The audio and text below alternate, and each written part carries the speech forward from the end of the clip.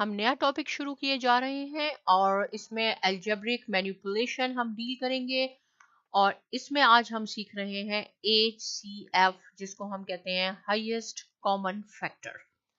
बहुत easy concept है। Question आपके पास है, find the HCF, H mean highest, C for common factor of the following expressions. Right, आपके पास दिया गया है 39 x raised to power 7 y cube z and 91 x power 5 y 6 z 7। आपने highest common factor मालूम करना है। कैसे करते हैं?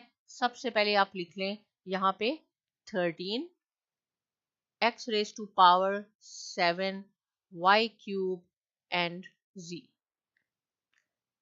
राइट, ये हमारे पास एक एक्सप्रेशन है और ये दो है। क्या करना होगा? हमें इसके फैक्टर मालूम करने हैं। फैक्टर्स क्या हैं? जब हम इसको कैसे मल्टीप्लाई करें, कौन से दो या तीन या चार कैसे नंबर्स हैं। यूजुअली हम प्राइम फैक्टराइजेशन करते हैं कि हम फैक्टर इसके बना लें कि हम उनको मल्टीप्लाई करें तो हमारे पास 39 आ जाए।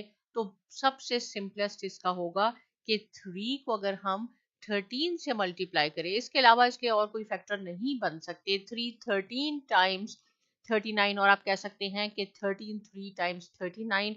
बाकी आप x7 को एज इट इज लिख लें, y क्यूब भी लिख लें, z भी लिख लें। इसका दूसरा तरीका ये है कि आप इसको ऐसे कर सकते हैं, इसका एलसीएम ले लें।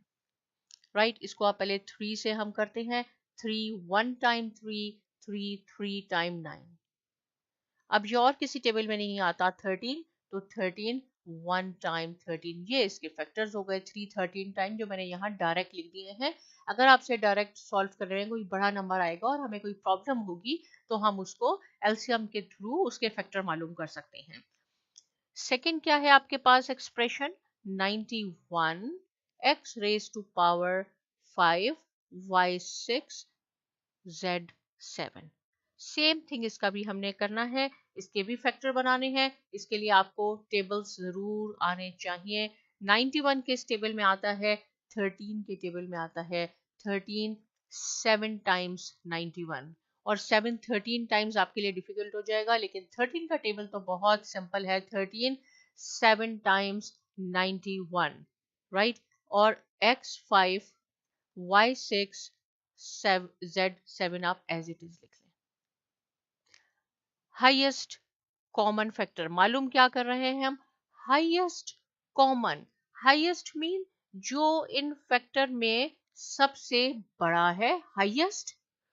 कॉमन, कॉमन मीन्स जो इन दोनों में मौजूद हो, बड़ा भी है और दोनों में है।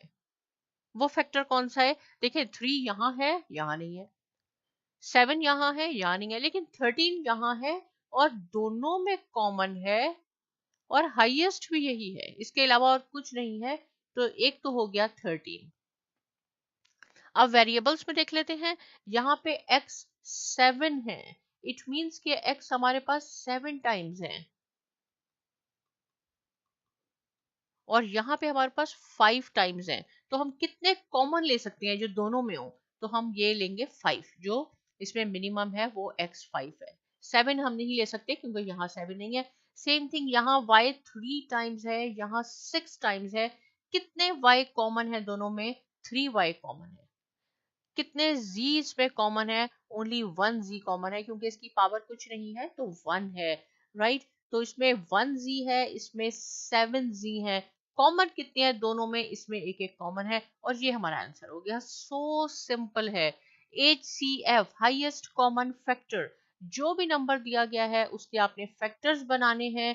उसके बाद आपने ये देखना है कि सबसे बड़ा फैक्टर कौन सा है जो दोनों में मौजूद है। अगर हमारे पास 3 नंबर है, 4 नंबर है, तो हम क्या करेंगे? सब में देखेंगे कि सब में सबसे बड़ा कौन सा है और सब में जो मौजूद है वही हमारा HCF होगा। एक और क्वेश्चन डिस्कस करते हैं ताकि कॉन्सेप्ट और ज्यादा क्लियर हो जाए। 102xy²z।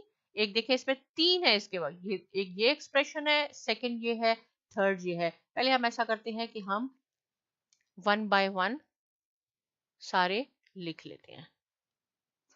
क्या मैंने कहा? अगर आपको 102 समझ नहीं आ रहा कि ये किस टेबल में आएगा, हम कैसे इसके फैक्टर बनाए, कोई मसला नहीं है इसके लिए। इसका हम एलसीएम लेते हैं। काय से शुरू करेंगे? 2 से। 2 से क्यों? जिस नंबर के आखिर में 0, 2, 4, 6, 8 आ जाए वो 2 के टेबल में आता है। तो 2 इन दोनों को देखें, 2 5 टाइम 10 और 2 1 टाइम। अब ये 51 किस टेबल में आता है? मैंने आपसे कहा है इसके लिए आपको टेबल्स आने चाहिए। ये 3 में भी आता है और 17 में भी आएगा, तो पहले हम 3 से कर लेते हैं। चलें, 3 1 टाइम और यहाँ 2 रह गए, 2 इसमें गए तो 3 7 टाइम 21। 17 अब किसी टेबल में भी नहीं आएगा। ये इसके फैक्टर बन गए हैं 102 के। आप लिख सकते हैं 2 मल्टीप्लाई बाई 3 मल्टीप्लाई बाई 17 करके देख लें। 2 3 टाइम्स 6 और 17 6 टाइम्स 102। ओके, बाकी हमारे पास x y स्क्वायर और z एज इट इज रखें। सेकंड क्या है आपके पास? 85 x 5 y z। इसके फैक्टर बना लेते हैं। नहीं आपको समझ में आ रहा है 85 किस में आएगा, कैसे फैक्टराइजेशन बने, कोई बात नहीं। 85 को लिखें, कैसे करेंगे डिवाइड इसको हम? 5 से। 5 1 टाइम 5, बाकी 3 यहाँ रह गए। 5 7 टाइम 35। 17 किसी भी टेबल में नहीं आएगा। 5 और 7 मीन्स 5 17 टाइम्स और 17 5 टाइम्स 85। x 5 y z आपने एज इट इज लिखना है। लास्ट हमारे पास है 187। 187 x y z स्क्वायर किसके फैक्टर बन जाएंगे? टेबल आप देखें, 11 मल्टीप्लाई बाय 17। 11 17 टाइम्स और 17 11 टाइम्स।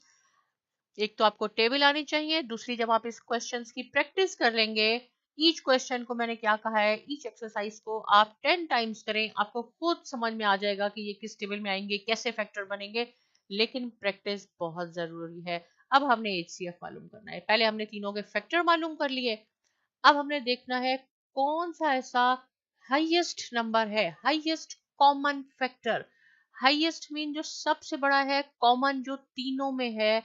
तो आप देख लें ये 17 बड़ा है और ये तीनों में मौजूद है, तो इज इक्वल टू 17। ना हम 2 लेंगे, 3 5 बिल्कुल इसको नहीं लें। हाईएस्ट, ये highest common factor. Common mean जो सब में कॉमन है। बाकी क्या रह गया? यहाँ एक एक्स है, यहाँ एक एक्स है, यहाँ 5x है। कॉमन कितने आ सकते हैं? सिर्फ एक एक्स आ सकता है हमारे पास। सिमिलरली एक y आ सकता है और एक z हमारे पास आ सकता है। तो हमारे पास हो गया 17xyz। यही इसका आंसर है। कितना सिंपल है हाईएस्ट कॉमन फैक्टर। पहले आपने इसके फैक्टर्स बना लें, फिर आप ये देखें कि उनमें सबसे बड़ा कौन सा है, जो सब में मौजूद है वही आपका हाईएस्ट कॉमन फैक्टर होगा। अगर अब भी कोई पॉइंट आपको क्लियर नहीं हो रहा तो आप कमेंट सेक्शन में लिख के मुझसे पूछ सकते हैं। लेकिन साइमा एकेडमी को साथ में जरूर सब्सक्राइब कीजिए और बहुत शुक्रिया।